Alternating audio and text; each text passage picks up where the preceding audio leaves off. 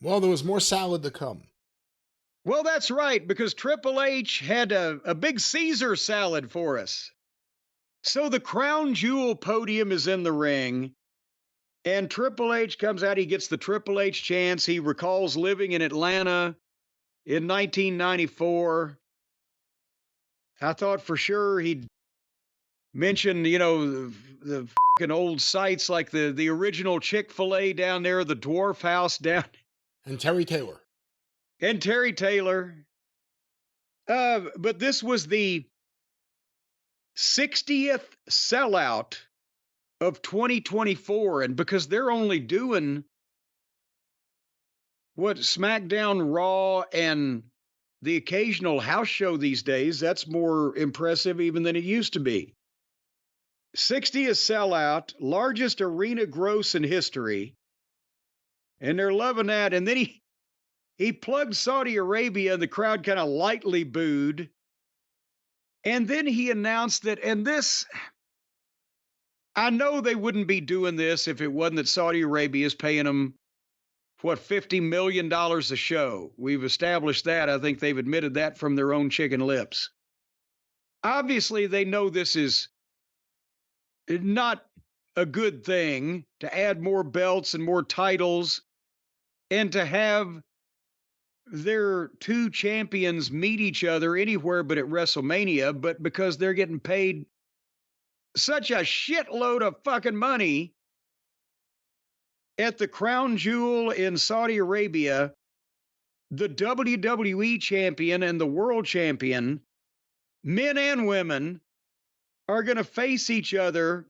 Neither of those titles is going to be on the line, but the winner will become a new crown jewel champion.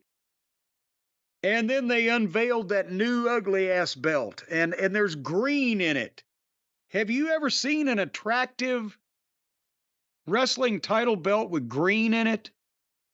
I mean, I kind of like the one Hogan and Backlund had in 83, 84, but that was green leather. Green leather. That's the only green I could think of. I'm talking about Jeff green. Jarrett, when Jeff Jarrett had that bullshit promotion he was starting up again. Global Force. Was there green in that? That was green, I believe. Well, green is a pepper tree, as Frank Spaceman Hickey would say. Well, maybe that's why they didn't make it, because they had a green belt.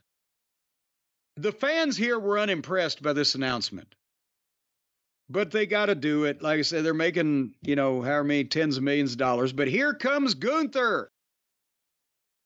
And he comes out and basically says he's going to be winning the crown jewel belt because he's the world champion and he's going to win his match. And on Monday night, he's going to beat Sami Zayn. And they said they already were sold so far out, they didn't even need that match on this pay-per-view. They're just putting it on television. And then Gunther said, well, let's put the spotlight on the legends and the fans because, and now at that point, I think Tully and Arn's tour of duty was over. And Goldberg was at ringside with his son and I believe another rapper, wasn't he? Who was he there with? Possibly they showed him next to Killer Mike earlier the night. There you go. Why don't they bring out the Temptations or some of the Motown groups for some of the old legends? Because they're all dead. That's true. Anyway, so the fans are chanting Goldberg, Goldberg. And Gunther says, because of course he referenced him with the promo he did with Bret Hart here a few weeks ago. And he told Goldberg, he said, I have to admit, see, I can do his voice now. See, you see, that sounds just like Gunther now, doesn't it? Oh, yeah. Yeah. Anyway, Gunther says, I didn't really mean it when I said you were my hero. I was just busting Bret's balls. A guy like a one-trick pony like you couldn't be my hero. And then Gunther tells Goldberg's son, I hope he's a better father than he is a wrestler. And that's why Goldberg's been sitting there and they've got the reaction shots. And he's kind of laughing it off and smiling. And then when he got to that point, now he's hot. And he stood up and he took his jacket off and he hopped over the rail. And security came out and Goldberg was milking it and the people were up and yeah, we want to see this. And suddenly Sami Zayn hit the ring and attacked Gunther and they had a big fight and a big pull apart to plug. Now they're plugging Raw on the pay-per-view.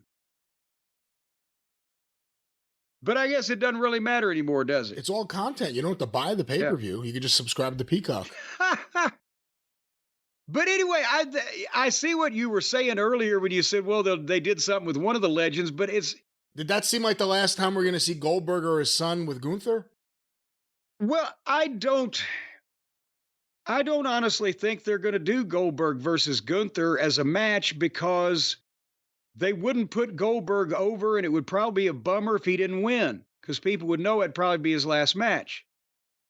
But they're not going to put Goldberg over Gunther at this stage of the game because that would be ridiculous. It would be ridiculous, and we don't know what they'll do and what will build to what. But we did hear, remember it was a while back, we heard rumors that Tony Khan and Goldberg did an interview where he said he wouldn't go to AEW, thought it was a clown show. And we know what Tony Khan has thought of Goldberg in the past, but Goldberg also said he wanted to do a retirement show or a retirement tour. I forget what it was. I think he said retirement tour. There's only one place to do it if you're going to do anything. I'm not saying they're going to give him a tour. They're about to do it for Cena. You can't do it for two guys in a row. But and you can't do it two guys concurrently. And when both of them, well, Cena's ready to retire and Goldberg's in his 50s. So it's not like he can wait around. That's why I'm saying this was for Atlanta. It was for, some footage. Maybe it would go viral or whatever. But I don't see Goldberg coming out of retirement for a match off of an angle like this or being a recurring character. But that's just me. Who knows? Anything could happen. Diamond Dallas Page, Mickie James, and Scott Steiner were at ringside. Steiner went from having his picture put up at the back door, do not let this man in, call police, to sitting in the front row and getting a camera shot and a chyron. So anything can happen.